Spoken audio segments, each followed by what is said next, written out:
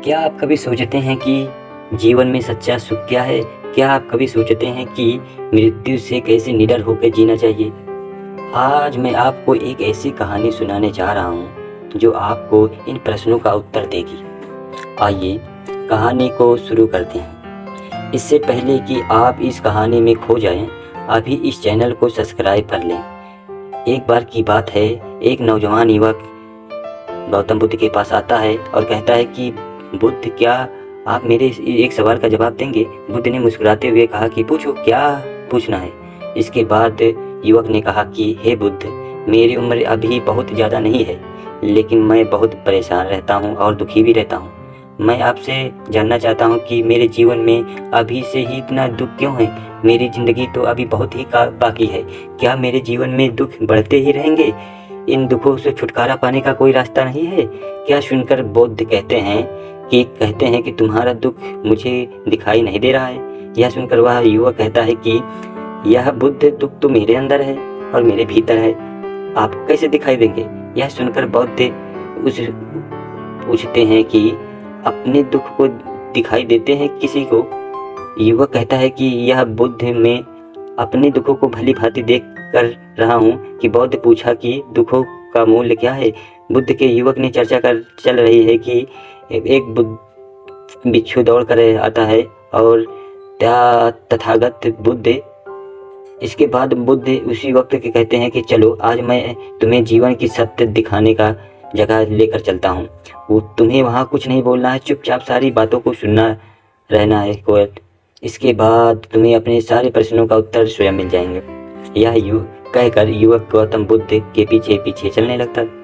कुछ दूर मिलने के बाद गौतम बुद्ध एक घर के प्रवेश कर रहे हैं। घर में प्रवेश करने के बाद वो युवक और तथागत बुद्ध देखते हैं कि वहाँ पर बहुत सारे लोग खड़े हैं और बीच में 4-5 वृद्ध आदमी भी लेटा हुआ है। और बुद्ध को देखते हुए सभी लोगों ने उनके लिए रास्ते बनाई और बुद्ध के उस आदमी के पास वहीं उसके चारपाई पर जाकर बैठ जाते हैं। वो युवक भी पास में भी बैठ जाता है। इसके बाद वृद्ध आदमी जो चारपाई पर लेटा हुआ था और कहना शुरू करता है कि हे बुद्ध, मैं नहीं जानता हूँ कि मेरे जीवन में कितनी सांसें और बची है। पता नहीं किस वक्त भगवान के घर से बुलावा आ जाए। मैं मरने से पहले अपने कुछ सवालों के जवाब जानना चाहता हूँ आपसे। मुझे पता है कि उन सवालों का जवाब आप ही दे सकते हैं, इसलिए मैंने आपको यहाँ पर बुलाया है। इसके बाद उस वृद्ध आदमी ने कहना शुरू कर दिया, हे बुद्ध, अपने आखिरी वक्त की मुझे अपने बचपन के दिन बहुत याद आ रहे हैं। मैं अपने बचपन के दिनों को याद करता हूँ और सोचता हूँ कि वह दिन क्या थे और कुछ पाने की फिक्र ना थी और ना खोने का गम। बचपन ना उन दिनों को याद करके मेरी आंखों में आंसू आ जाते हैं। मुझे लगता है कि कितनी आज़ादी थी उस समय। मेरा मन कितना खुला हुआ था। मन में कुछ पाने की इच्छा नहीं थी। जिस भी खेल में लग जाता हूँ उसी खेल में पूरे दिन लगे रहते थे। लेकिन कुछ समय बाद जैसे जैसे मैं बड़ा होने लगा, वैसे वैसे लोग मुझे ज़िंदगी की दौड़ में आगे निकलने के लिए कहने लगे। मेरे पिता अक्सर मुझसे कहा करते थे कि तुम पढ़ाई में अपने भाई में जैसे क्यों नहीं हो, तुम दूसरे लोगों को पीछे क्यों रहते हो। यह सब सुनकर मेरा मन बहुत बेचैन होने लगा। लोग मुझे ताने मारते थे क्योंकि ना तो खेल में अच्छा था और ना ही पढ़ाई में अच्छा था।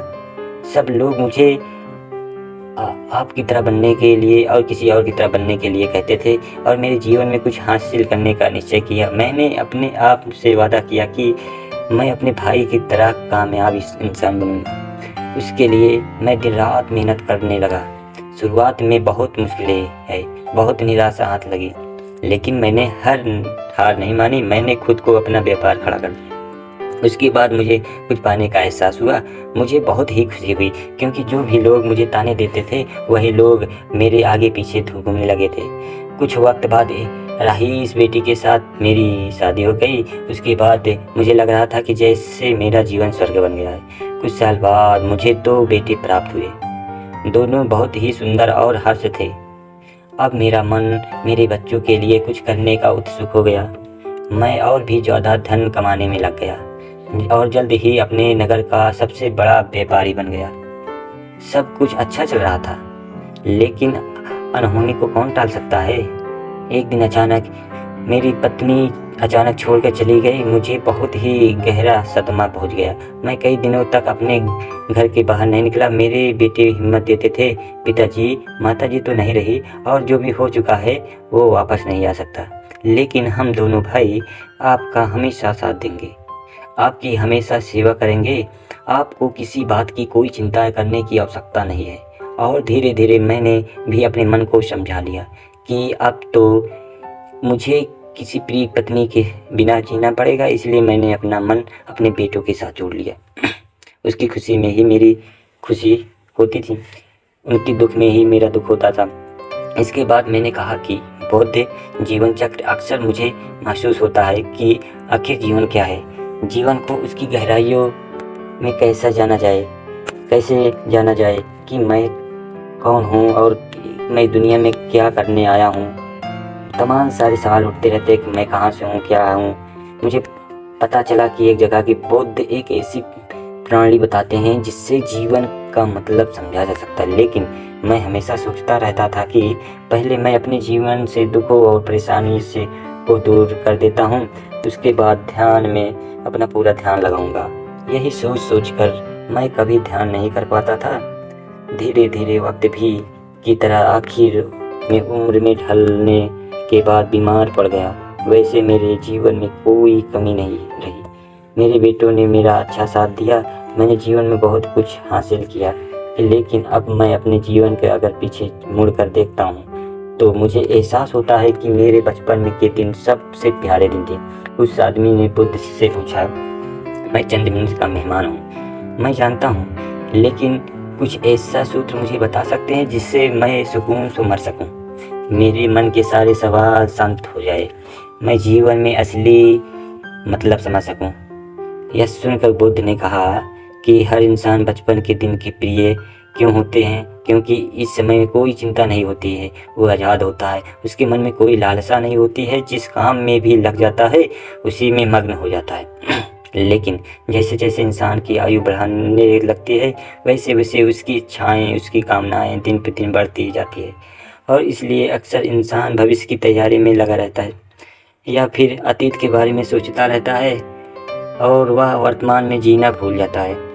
और वही अगर हम किसी छोटे के बच्चे को देखते हैं तो कोई भविष्य नहीं होता, कोई अतीत नहीं होता, उसके केवल वर्तमान होता है, इसीलिए वह वर्तमान में पूरा आनंदित होकर रहता है। तुमने अपना पूरा जीवन अपनी कामयाब हो और अपने बेटों, अपनी पत्नी और अपने भविष्य की योजनाओं में बिता दिया, और तुम हमेशा यही सोचते रहे कि पहले मैं अपने जीवन को व्यवस्थित कर लेता हूँ और उसके बाद मैं सत्य की खोज करूँगा, उसके बाद ध्यान करूँगा।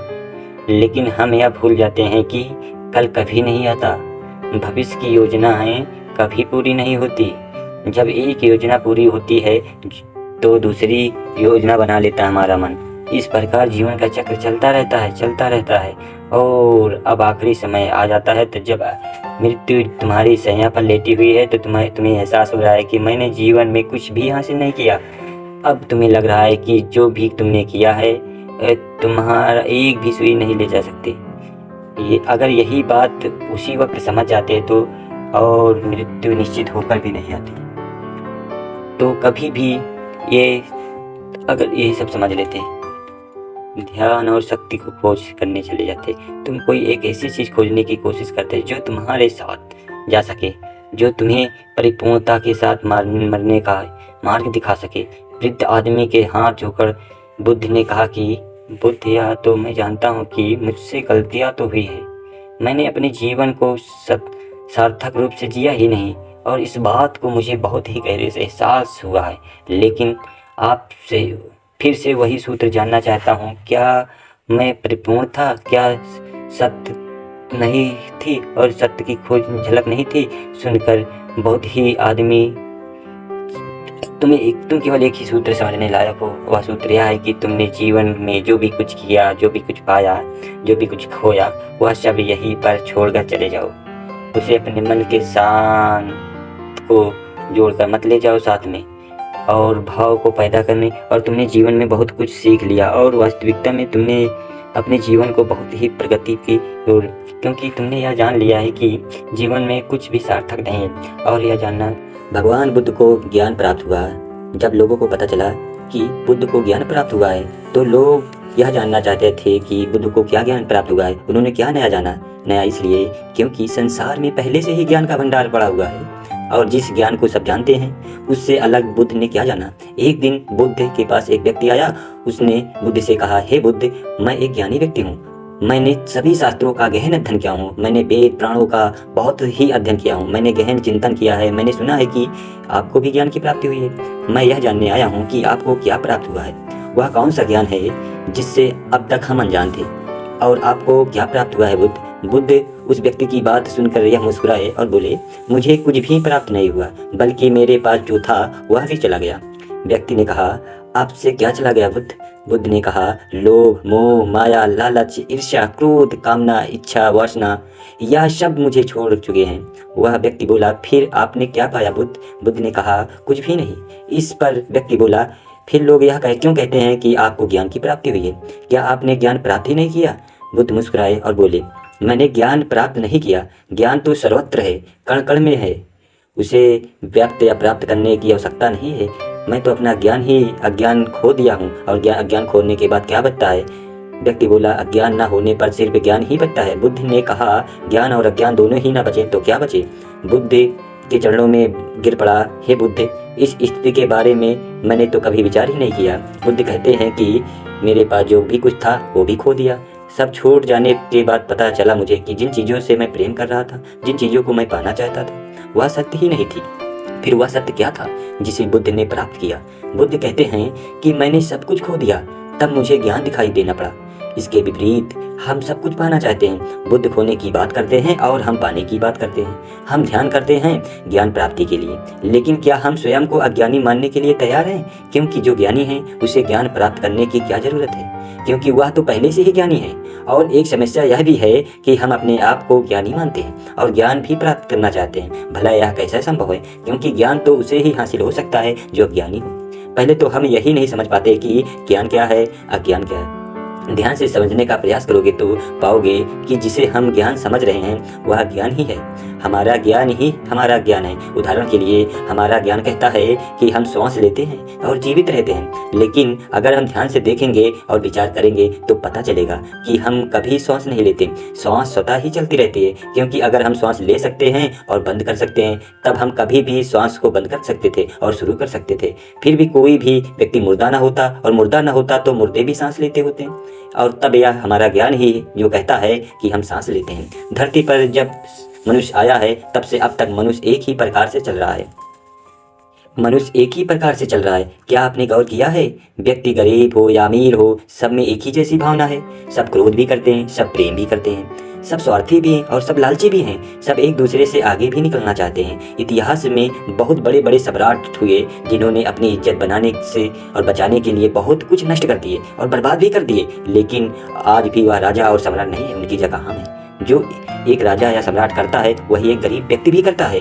वह अपनी इज्जत बचाने के लिए कुछ भी कर सकता है, किसी भी हद तक जा सकता है, कितना भी गिर सकता है, किसी भी की हत्या कर सकता है, किसी को भी बर्बाद कर सकता है और खुद के प्राण भी ले सकता है। अंत में चाहे कुछ भी या कोई भी सम्राट हो या व्यक्ति हो, दोनों ही एक ही स्थिति में प्राण को त्यागते हैं। एक सम्राट हो सकता है कि युद्ध के मैदान में अपना प्राण त्यागे और एक गरीब व्यक्ति अपने झोपड़ी में अपना प्राण त्यागे, लेकिन प्राण निकलने में तो एक ही जैसी पीड़ा होती है।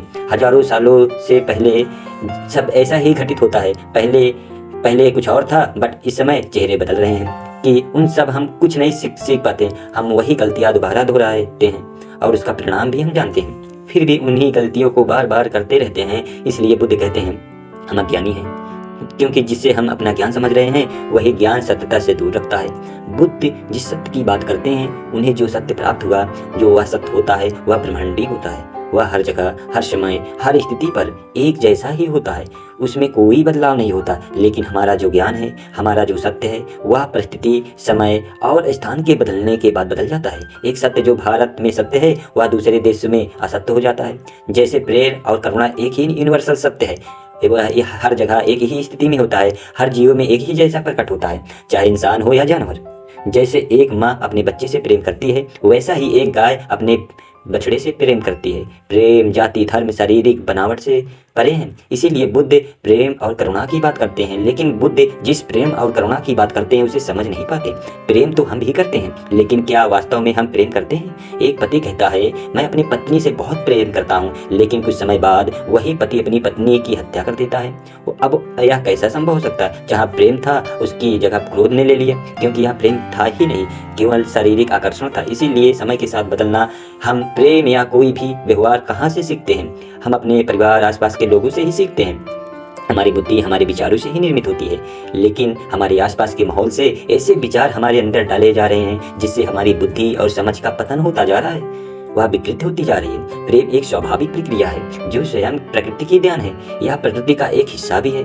प्रकृति हमसे प्रेम करती है, वह हमारा सभी प्रकार से ध्यान रखती है, लेकिन इसके बदले वह कभी हमसे कोई मांग नहीं करती, जबकि हम ही प्रकृति को नष्ट करने में ही लगे हैं। वह प्रेम है जो हमारे अंदर भी होता है, लेकिन हम इसे भूल गए हैं। जिस प्रेम को हम जानते हैं और प्रेम को समझते आ रहे हैं वह बनावटी है, वह स्वार्थ पर टिका हुआ है। उसे हमने बाहर से यानी अपने समाज और आसपास के लोगों से सीखा है। समाज में जैसे दिखाया जाता है हम वैसे ही बिल्कुल करना चाहते हैं, वैसा ही बनना चाहते हैं, हम वैसा ही प्रेम भी करना चाहते हैं। हम हर चीज़ में समाज की नकल करने में लगे हैं, अच्छा दिखने में लगे हैं। लोग हमें देखे तो कहें कि देखो कितना प्रेम है, इतना। वास्तव में जो सत्य है वह बहुत दूर नहीं है, बिल्कुल हमारे नज़दीक ही है, वह हमारे अंदर ही है। हमने अपनी आंखों में पट्टी बांध रखी है, दिखावे की पट्टी, समाज की नकल करने की पट्टी। इसीलिए हम अपने अंदर की सत्य को देखना ही नहीं चाहते। यह भी कहो कि हम इतने व्यस्त हैं कि हमें सोचने के समय ही नहीं मिले। जो हम कर रहे हैं रोज, उससे हटकर कुछ और भी किया जा सकता है, और सामाजिक बुद्धि को छोड़ रहे हैं। जो समाज ने सिखाया है उसे कुछ समय के लिए भूल जाओ और स्वयं को समझो, खुद को जानने का प्रयास करो। और आपके सबसे करीब आप खुद ही, आपसे करीब कोई नहीं है, और दूसरे व्यक्ति से ज़्यादा खुद को जानते हैं। देखते हैं कि क्या खुद को, अपने आप को जानते हैं? बस ऐसे ही जिए चले जा रहे हैं, जन्म लेना और रोते चिल्लाते इस दुनिया से चले जाना। इस जीवन का उद्देश्य कदापि नहीं है।